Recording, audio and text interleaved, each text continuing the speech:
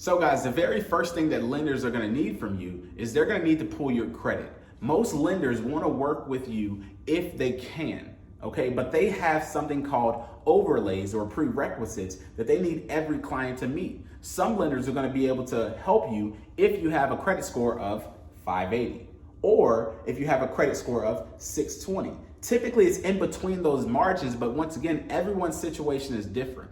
If you need assistance with credit repair though, our team literally has credit repair specialists on standby to help you with every single one of your credit needs or goals. Now, the next step is once you meet the credit requirement, the lender's gonna make sure that you meet the financial requirement, which means looking at your debt to income ratio. So if you guys remember from the very last course that I talked about when we said DTI or debt to income, we were specifically mentioning that the lenders wanna see this golden number right here, which is 45%.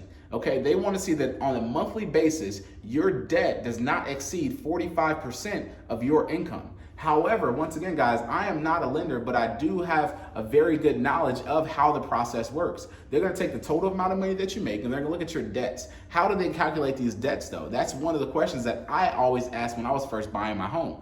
They're going to pull your credit report and they're going to look at all of the debt that's on your credit report. On that report is going to show also how much your monthly payments are.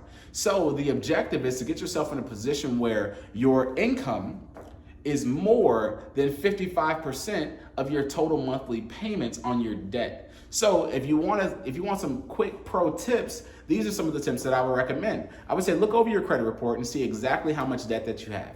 Start tackling the smallest debt all the way to the largest debt.